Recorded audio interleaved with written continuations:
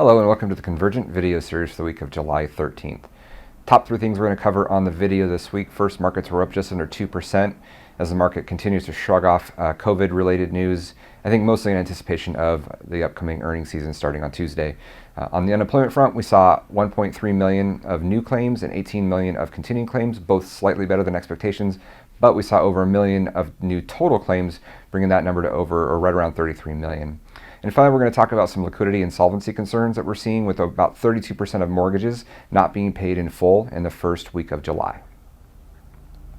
So before we dive deeper on the top three things, I just want to share a quick personal story from last week. I know with all the schools being closed since the spring, it's been a challenge for a lot of families. We were lucky enough last week, our school opened up for some socially distant summer camps with some really good health measures in place, and it was exciting, especially for our oldest daughter, to get to see a few of her friends, but in particular, she's a huge Harry Potter fan, and she got to do a Hogwarts camp where they played Quidditch every day outside. So it was great to see them get outside and see some of their friends in a very safe, socially distanced way, but obviously a lot of news to come on what's going to happen with COVID over the next month and what will happen with schools in the fall, but we're keeping fingers crossed that things will be in place for that to happen, so a lot to see there. So on to the top three topics for the week. First one is the markets. As we mentioned, the S&P was up just under 2% on the week last week, with most of those gains coming right near the end of the week on Friday. Most of the week, the market seemed to be just choppy, anticipating earnings season coming up, which will begin with a lot of the big banks starting on Tuesday of this week.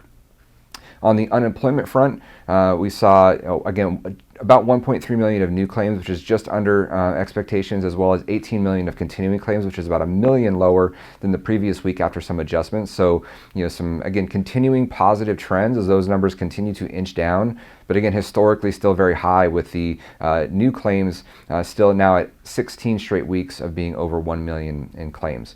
On the not as good news front, though, we saw total unemployment claims jump to about 33 million, with over a million of new claims coming mostly from the pandemic insurance programs around unemployment.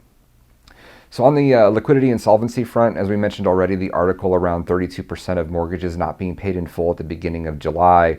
A lot of things to watch out for here in the coming months. We've been talking about it for multiple weeks on this video. What's going to happen when some of these different liquidity programs that the Fed and the government have put in place begin to run their course? PPP loans now have basically expired their first 8 weeks of when most people would be spending those money. Are small businesses going to begin layoffs that they've been delaying? What happens when the weekly unemployment insurance begins to run out and or is lower when the government renews the program? As we saw from a earlier video, we posted the same chart that when the stimulus checks, the initial $1,200 checks that came out, a good chunk of people who received those put those into the stock market.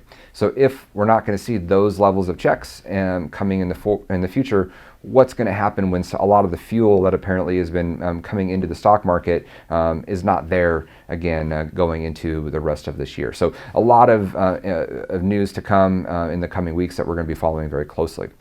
So on that front, one thing we wanted to add to the video as well as to our weekly blog post is to add some articles that we're reading on a weekly basis that we thought would give you some insight to how we're thinking about things. So this week we're going to post 3 articles into our blog. The first one is related to the rising COVID cases as well as deaths.